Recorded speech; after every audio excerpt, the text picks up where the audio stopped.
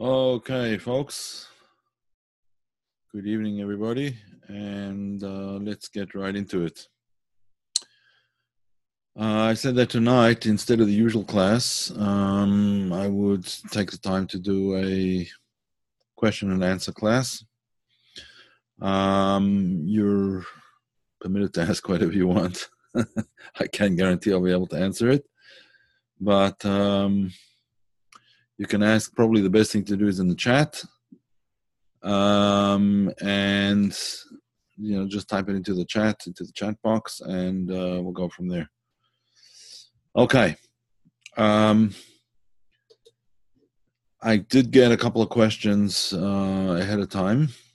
I didn't look in the last few minutes, so maybe there are some more. 1 second, let me see. Maybe there are some more questions that just came in. I don't know. I'll just have a quick look.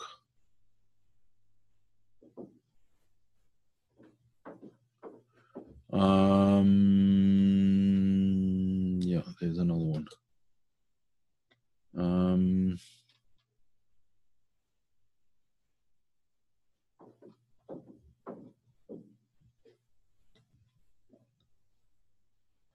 All right, I'm just gonna, 1 second. Okay, those are the questions so far, and I will start answering them shortly. Okay, so the first question I got was as follows. I don't know if people want me to say their names. I know in some cases people don't want me to say their names, so I just won't say any names of any people right now. If you want me to say your name, just let me know, and I will acknowledge where the question comes from. So, one person wrote in and said, I hear that the souls of Jews are special to the Creator. What makes them special? And also are the souls of non-Jews not prized by the Creator?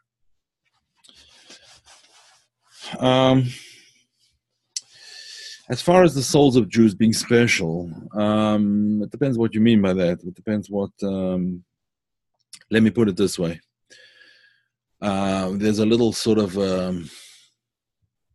an aphorism. It's not really an aphorism, it's a poem or whatever that was written by, some people say it was Oscar Wilde, some people say it was somebody else, a person named William Norman Ewer, E-W-E-R, Ewer, I guess.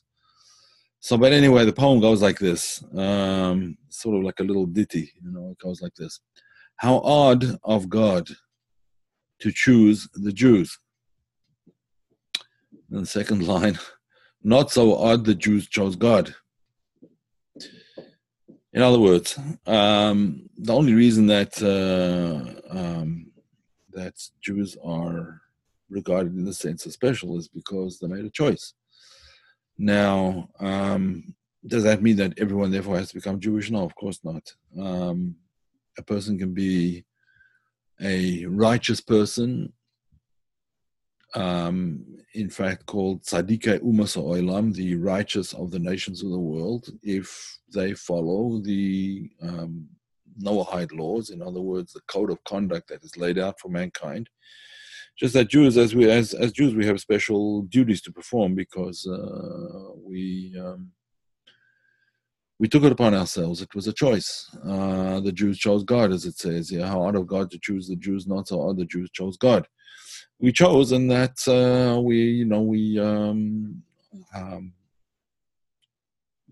that choice means that there's certain obligations that we have to fulfill. There's actually another ending to it, or another 2 lines that someone else added on. It's how strange of man to change the plan. But so the idea is that the souls of everybody are prized by the Creator. Whatever is in existence is what God wants it to be in existence. If it didn't want it to be in existence, it wouldn't be there. And we see an example of this, in fact, in the Midrash. The Midrash is rabbinic literature that does not have legal implications, but it sort of evokes the emotions and the ideas, and the very often gives the context for certain incidents. So There was an incident. You probably all are familiar with it. Called the splitting of the sea, or the splitting of the Red Sea, or the Reed Sea. Actually, it should be translated. The splitting of the Reed Sea, when the Jewish people were fleeing the Egyptians, and they crossed over through the sea, and then the Egyptians followed them into the sea, and the Egyptians all drowned while the Jews were already out the other side. They all drowned in the sea. At that point in time, the angels started singing. This is what the Midrash says. The angels were singing in praise of God for the act that he did of destroying the enemies of his people. And God turns to the angels and he says, how can you sing at a time like this when my creatures are drowning? It's not right. So from this we understand that everything has a place in God's heart, so to speak. Only what depends on the individual to make that place a little bigger. In other words, get a little closer. It's not something that happens by itself. One has to do things to get closer to God, and it's a requirement. It's seen as a requirement. It's called in Hebrew. It's called avodah.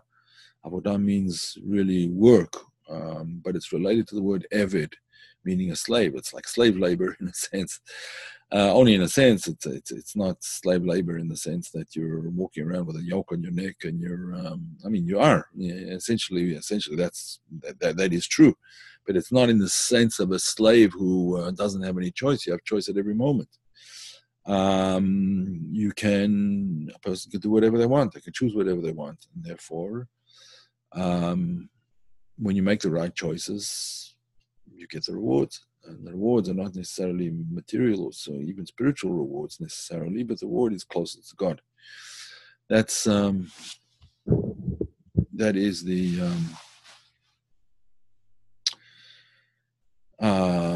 that's the way it is. So the souls of righteous Gentiles, as Frank is asking over here, are also beloved of God, and there's just no doubt about that. And people are expected to move towards becoming righteous, in whether it's a righteous Gentile, righteous Jew. But to have that aim in mind, are we always going to reach it? Is it guaranteed? No, it's not guaranteed for anybody. It's not guaranteed not for Jews and not for non-Jews. It's not guaranteed for anybody that they're going to succeed 100%. But the main thing is the effort. And when you try, you'll find it's a lot easier than you originally thought. Okay. There is another question that came in. All right, let's first address this one. If God's nature is bestowal, why the request for circumcision?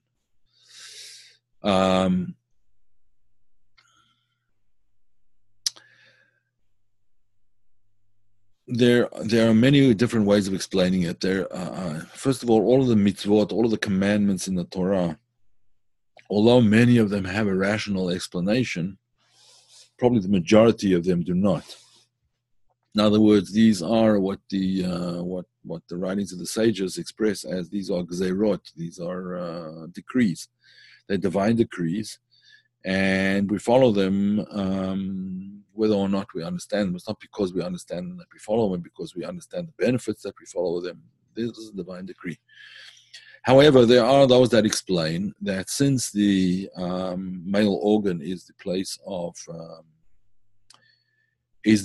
pleasure, the locus in many ways. I mean, some people, prefer a good steak to sexual encounters. Some people prefer ice cream. But for the average individual, it is a very powerful, especially for a man, it's a very, very powerful drive, an extremely powerful drive. And therefore, removing the foreskin, although there are definitely medical benefits, which is why many children in America have their foreskins removed who are not Jewish, simply because of the medical benefits. It prevents all kinds of infections from building up under the foreskin, and so for health reasons it's a very good idea. But since it's the locus of pleasure, that particular place, so the commandment, according to some explanations, I believe this is Maimonides, the Rambam says like this, is to reduce, to sort of take a little bit off the top, so to speak, to reduce the awareness of, or to reduce the drive a little. I suppose to reduce the drive for sexual domination or for sexual encounters and things like that. But does it actually do that or not? There are others that say, there are other opinions that say it does the opposite. It actually, when the foreskin is removed, then it leads to greater sexual pleasure. And as you probably know, in Judaism, sexual pleasure is not something that is prohibited. On the contrary, it's regarded as a mitzvah, it's a commandment, it's a good deed. It's a good deed to have intimate relations with one's wife, obviously, and for the wife to have with the husband. In a limited way, in other words, not like, as the sages said, not like chickens who are on each other all the time, but in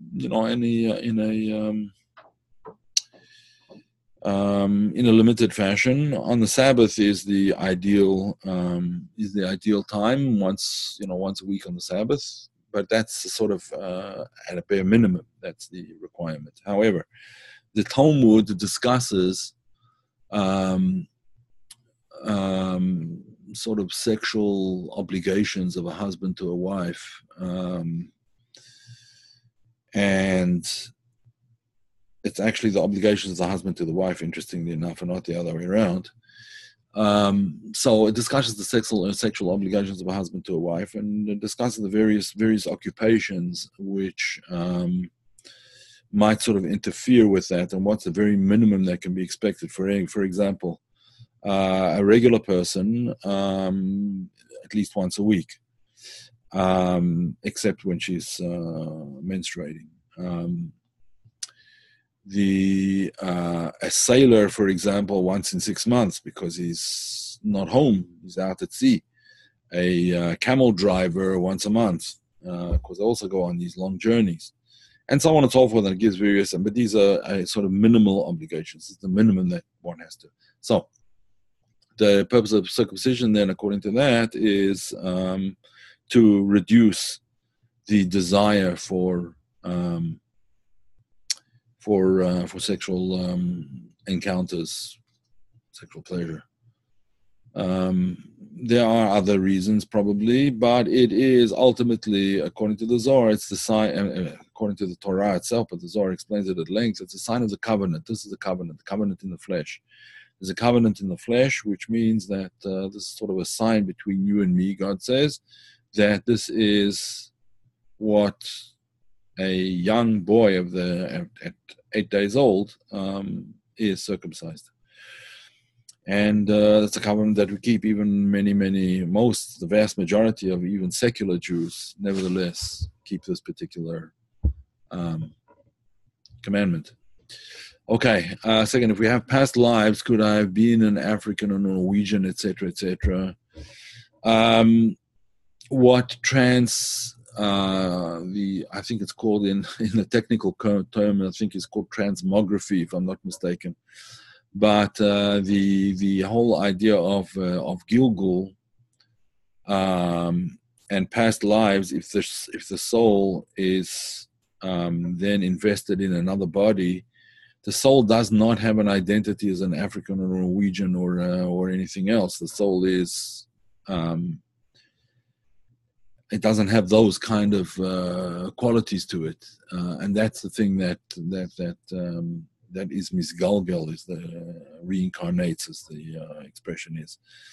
The reincarnation of the soul is the reincarnation of not an identity which could be defined by country, but it's a reincarnation is seen as an opportunity. It's not a punishment. It's not a fact of the world. It's an opportunity to rectify what wasn't rectified before.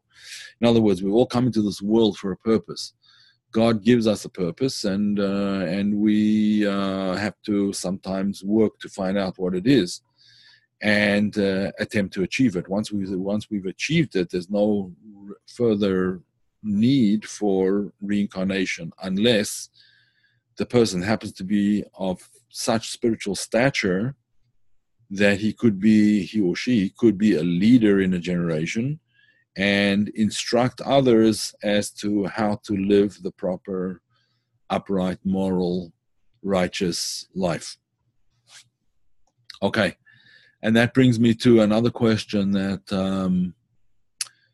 that was sent to me. This is from someone who unfortunately committed a crime some years ago, and the person is now about to go to jail for this crime.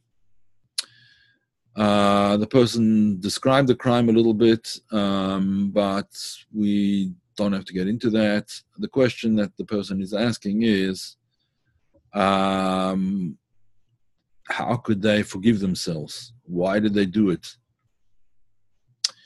In their own minds, they went from an excellent model citizen to a thief. They're full of shame and guilt. There's no day of their life they don't cry. The saddest thing is that deep within me, I have feelings that I will be all right, that everything will pass and a great future awaits me, but I can't prevent myself from feeling pain and disappointment, and so on. I think that that the person is feeling pain and disappointment and shame and guilt and so on and so forth is not a terrible thing. It there has to be a limit to it in the sense that it can't rule your life, but to feel in the distance, off in the distance there, that I screwed up badly is not a bad thing. King David said about himself with this whole story with Bathsheba. You probably know the story with Bathsheba, where he saw Bathsheba and he wanted her as a wife. The problem was she was married, so he arranged that the husband would go out to war and on the front lines, and then after he was killed, he took Bathsheba, which was incorrect, and he lost a son as a result. That was his punishment. He lost a child. And he was very remorseful about it, and he said, "Chatasi negdi somid, my sin is always in front of me in the distance, not like, it's impacting his life from a distance. In other words, I always remember it. I'm always aware of it. I'm aware that I screwed up, and that's going to make me into a better person." The fact that a person knows that he made a mess of things, and that he's contrite, and he regrets the past action that he did, he or she, is impetus to improve things in the present, and also make decisions for the future. There are two parts to repentance in Jewish thought. One part is called charata al ha'avar, regret about the past, about past misdeeds, and Kabbalah, acceptance upon oneself for the future, that the future is going to be different. Now, it can happen that a person slips up. Again, it can happen. But as the verse says in Kohelet, Ecclesiastes, I believe it is, Sheva yipol tzadik v'kam. Even a righteous person slips up 7 times, but he gets up from each time. He might fall over, but he'll get up. And every time one gets up, one gets a little stronger. Every time one gets to the next stage, you're a little better, you're a little higher, you're a little further on. And therefore we find that people who were in fact criminals, real criminals, didn't just do things once, but on a regular basis, in fact became very, very great people. There's a classical example that's told in the story in the Talmud about someone whose name was Rabbi Zera. He became Rabbi Zera. He was a thief. His name was Zera. Zera means Well, it's an Aramaic name. I don't want to get into it. It really means small, but let's not get into it now.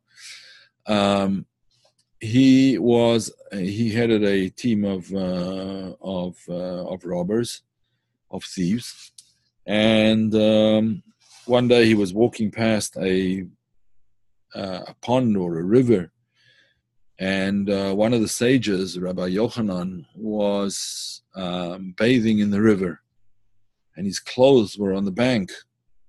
So Reish Lakish sees his clothes, and they look like some fine clothes there. So he just grabbed them and he made off with them. Rabbi Yochanan happened to see this. He just popped his head above the water just exactly at that time, and he shouted at him and he said, "Hey, give them. Where are you going with my clothes?" At which point in time, Reish Lakish. I'm sorry, it wasn't Rabbi Zera. I'm sorry, the wrong name. Reish Lakish. Reish Lakish was his name. Reish Lakish. At that point in time, Reish Lakish jumped over the river, or all the way over to the other side, and Rabbi Yochanan called out after him, and he said, "If your strength is so great that you can jump over this river, imagine what you could achieve if you were doing the right things." At which point in time, Reish Lakish turned around and he came back to him and he said, "What are you talking about?"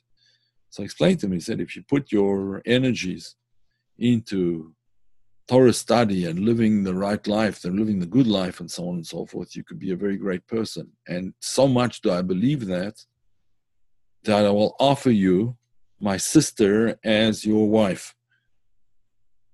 So much do I believe in your potential that I'll offer you my sister as your wife. And Reish Lakish was very intrigued, and he started looking into it. And in fact, he became a tremendous, tremendous sage. He studied with tremendous zeal and energy, and he became one of the great sages. And this was a person who was a robber, a thief. And he obviously very clearly regretted what he had done, but he made sure that the present and the future would be very different. And I would suggest that that's the way to go. That's the thing to do. Is to, yes, you can have regret for the past. You can feel guilt and shame and so on. Not too much, because you don't want it to become destructive. You want it to become constructive. In other words, you use the guilt and the shame to make sure that the future is not going to be like that again. And also, if it turns out that you in fact land up in prison, use the time well. Use the time to educate yourself. Use the time to do good things to encourage other prisoners. They will get out and things will be better and so on and so forth, because it's a place of a lot of despondency. If you want to write to me privately, I could possibly direct you, depends on where you will be, I could possibly direct you to people who will, help you out over there, come visit and whatever. And just let me know. You can send it to my email and I'll let you know about it. Okay.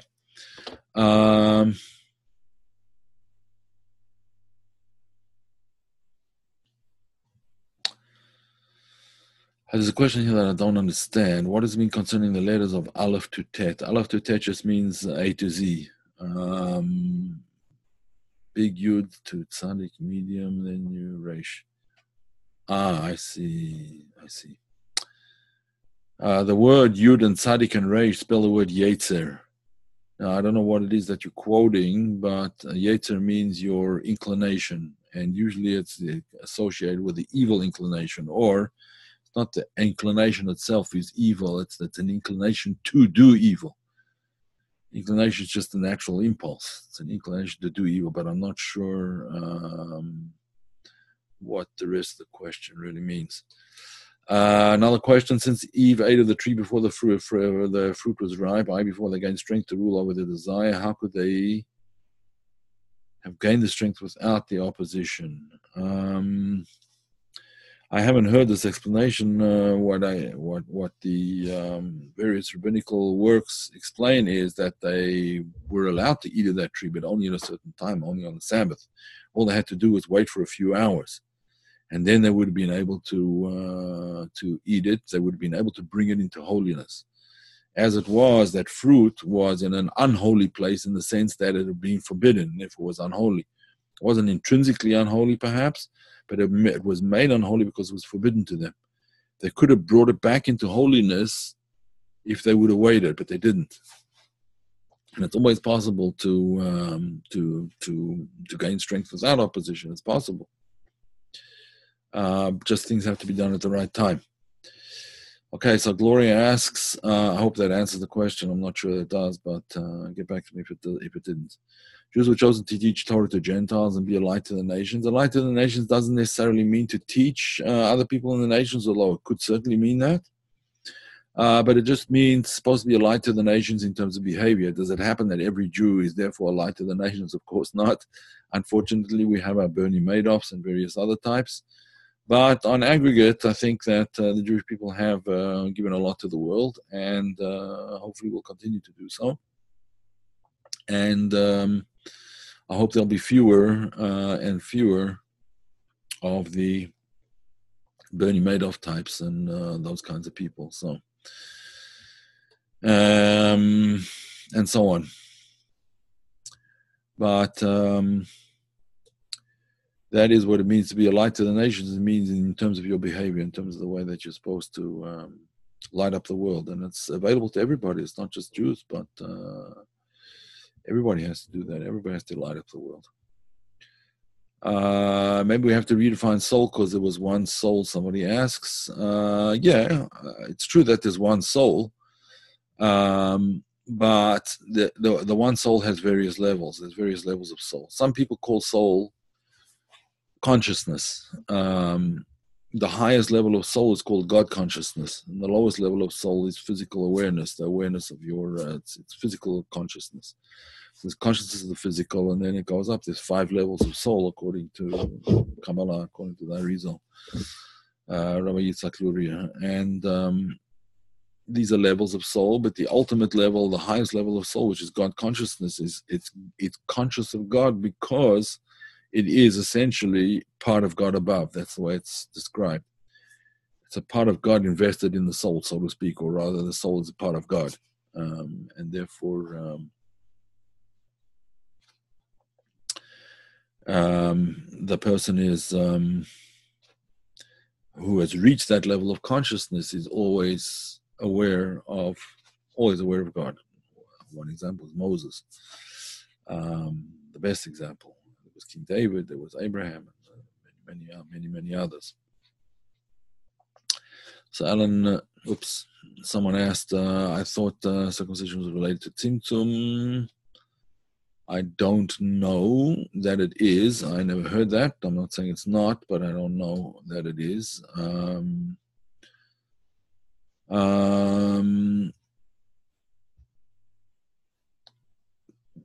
So someone points out that they say Nachmanides' letter to his son at least once a week to try to cultivate a sense of humility. Is that a good practice? It's an excellent practice. I would suggest that other things as well. I would suggest you go to Chabad.org and type in the word Tanya. The word Tanya. And you'll get lessons in Tanya over there. And the lessons in Tanya are very, very interesting and very, especially for someone who studies psychology, who's a psychologist, you find a lot of amazing insights over there. And look at the lessons in Tanya preferably. Wait a second. I just typed it out. Let me type it out to everyone. I typed it out to one individual by mistake. Tanya at Chabad.org.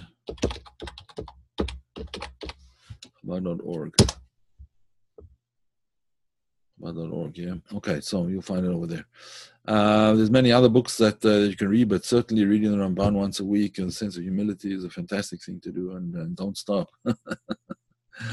Okay, let's see. Let's go back now. All right. Does Kabbalah offer an explanation for homosexuality?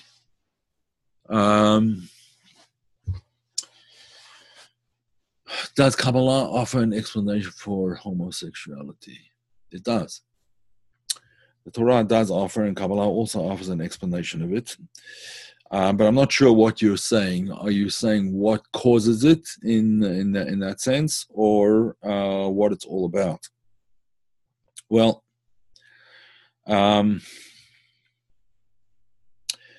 there is an explanation of it, which is basically as follows. There is something called in Kabbalah, we've spoken about it just a few minutes ago actually, it's called the concept of zivug. Zivug means coupling. In one sense, zivug is a sexual coupling. In one form of it. This coupling, or you could call it intimacy, but just to use the word coupling because it's maybe a little bit better understood then, this coupling takes place in various planes of existence. On the lowest plane of existence, in other words, in our physical world, this coupling can take place through the mating or the coupling or the intimacy of human beings one with another.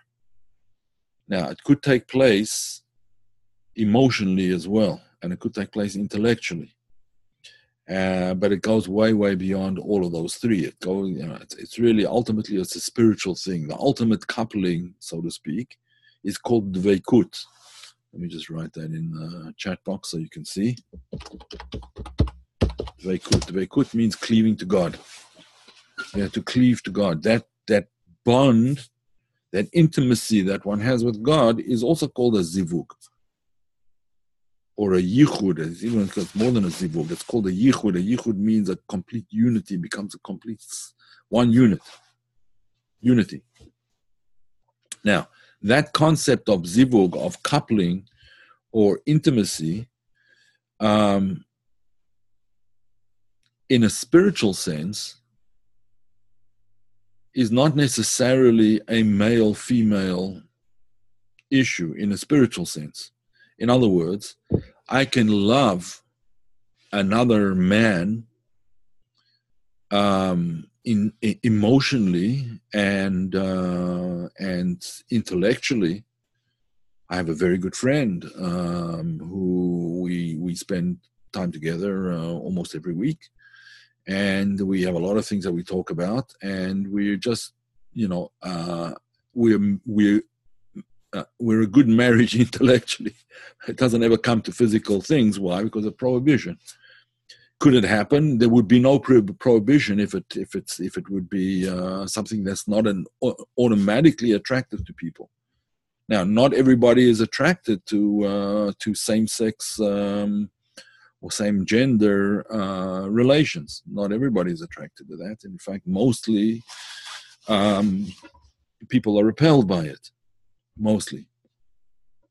Now, again, it doesn't. I'm not making value judgments over it. This is the Matthias. This is the reality. This is the reality. But the Torah does forbid it. Why? Because it messes up the channels of energy and messes up the energy channels. Let's put it that way. When a man and a woman, in a legitimate way, in other words, when they're married, have intimate relations, that can produce, and hopefully will produce eventually, another life form, in other words, a child. In a Kabbalistic sense, or in the sense of the spiritual sense or the Torah sense, that can happen emotionally, intellectually, and so on and so forth as well. But it can't happen when the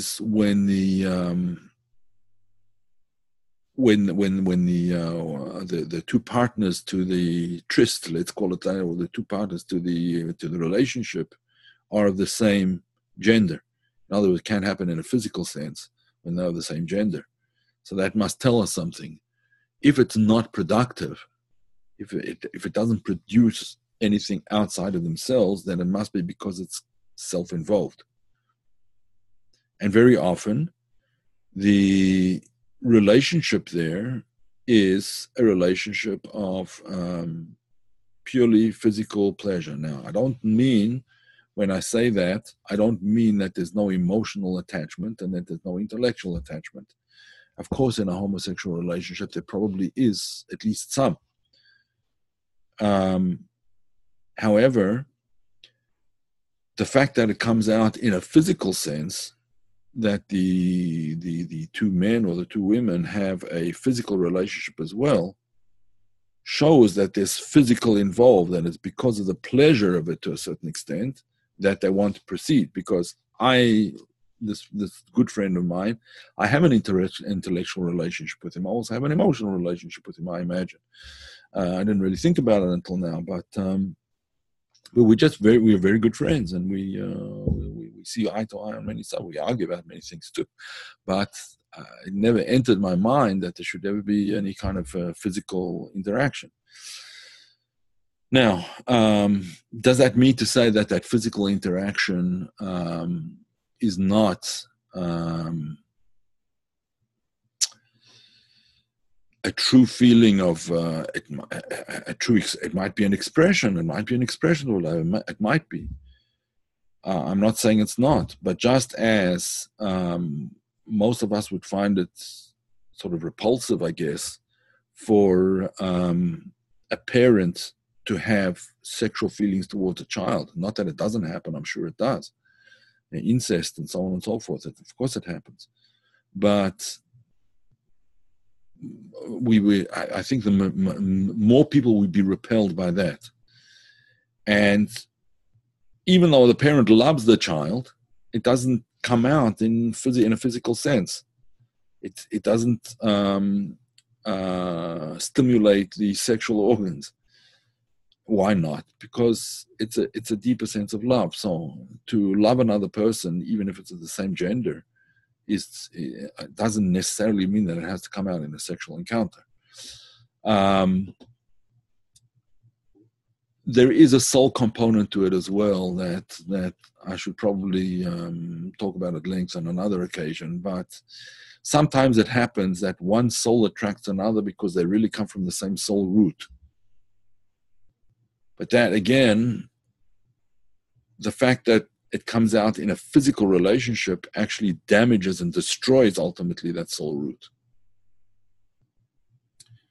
And a lot of people believe they're gay. I just have to tell you this honestly. A lot of people think or have the feeling that they're gay because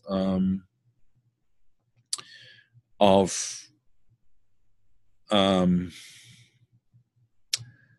I think getting the wrong message from society, or getting the wrong message from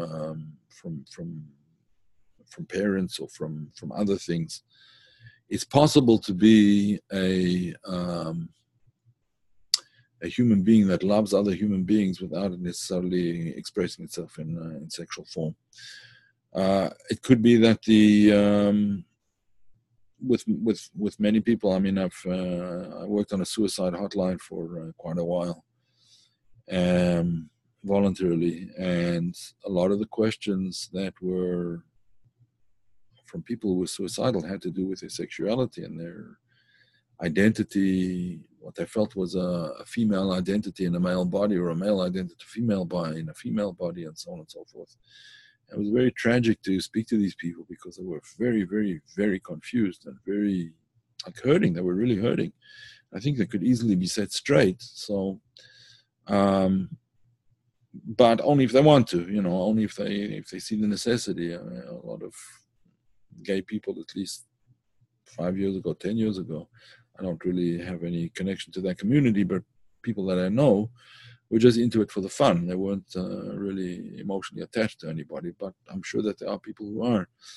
It needs work. It's something that I think we need to work to overcome. In my opinion, again, I'm not making value judgments. I just think that that's not the way we were created, and therefore it's not a good thing. It can be straightened out, I think, in many cases. Okay, regarding reincarnation, once a person is born Jewish and therefore seeming to have a Jewish soul, will they always be or always have a Jewish soul? That's a good question. Not necessarily, no. In fact, the expression used in the Talmud for a non-Jew who converts is, he's called a gersh in his guy, or a convert who converts. So the question is asked by the commentaries, why is he called a convert who converts? A non-Jew who converts to Judaism is what it should have said. And so the answer that's given is no, that's the soul of a person, that's a Jewish soul in a non-Jewish body. Now, it can also happen that a Jewish soul or any soul can go into into an animal. There's stories from Baal Shem Tov and so on and so forth, where such a thing happened, into a frog. And a lot of interesting things to do with Gilgul, to do with reincarnation. But that's the basic answer, is that, yes, the soul will remain Jewish, but the body will not necessarily be that way. And could be that a non-Jewish person, someone who's born into a non-Jewish family, non-Jewish parents, etc., might have a Jewish soul. It could be that a soul that is not necessarily anything to do with Jewish might become through conversion, etc.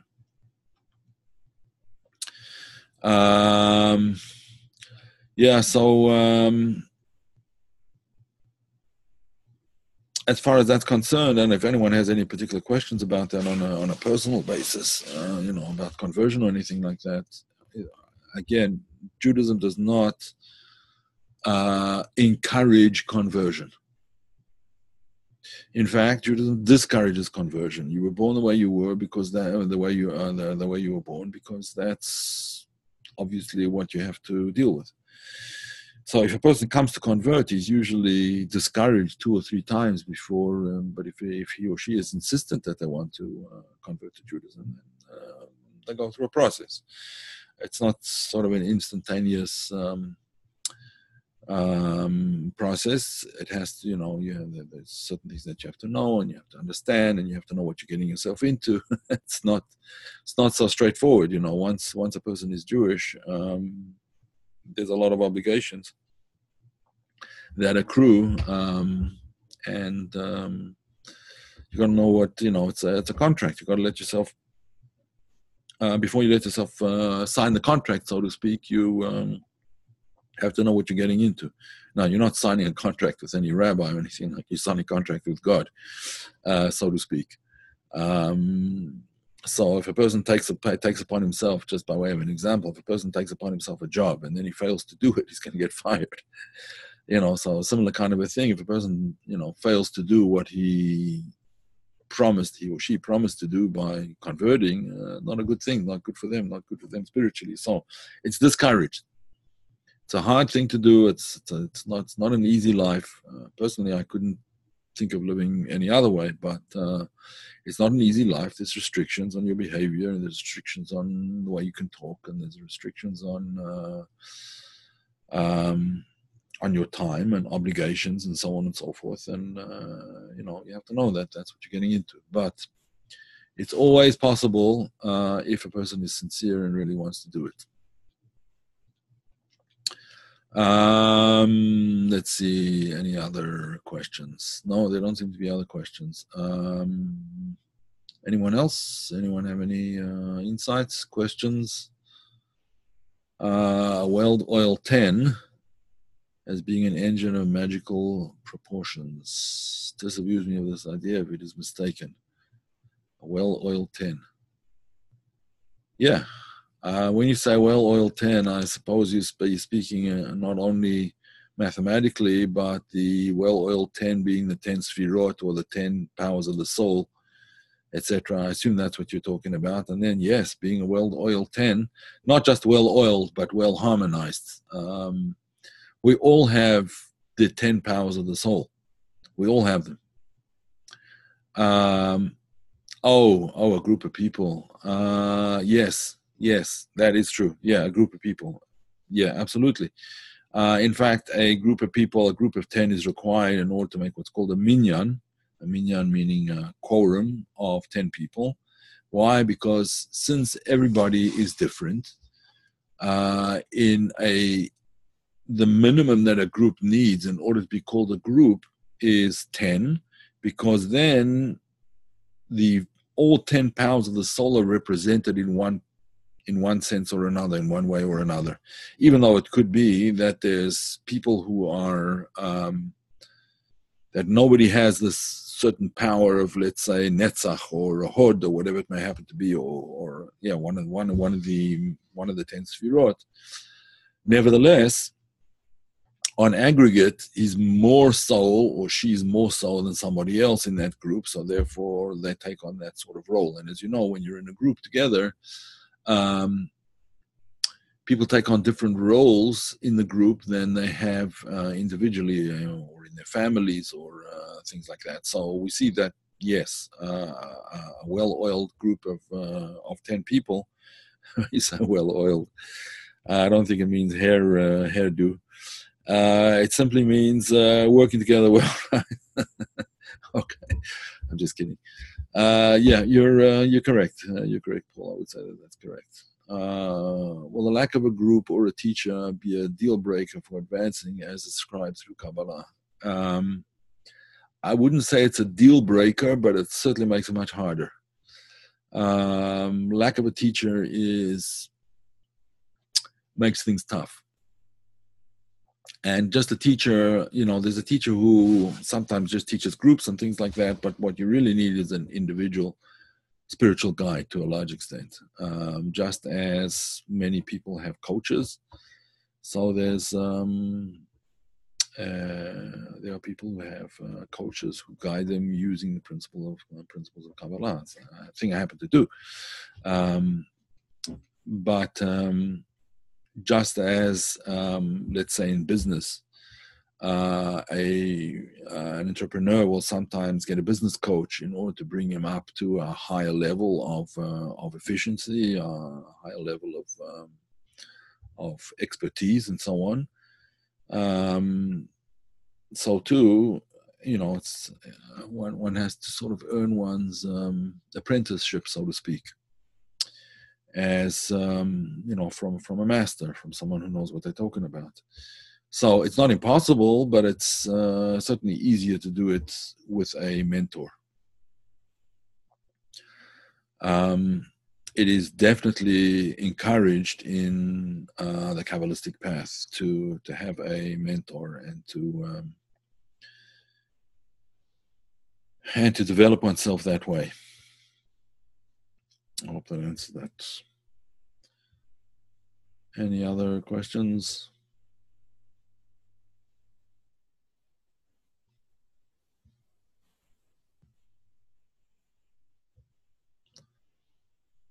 Okay, folks, there don't seem to be other questions. We will continue with the usual tikkunim next week with Tikkunei Zohar. We'll continue. Oh, there does seem to be another question, actually. No, there's no other question. Did I miss any out in the meanwhile?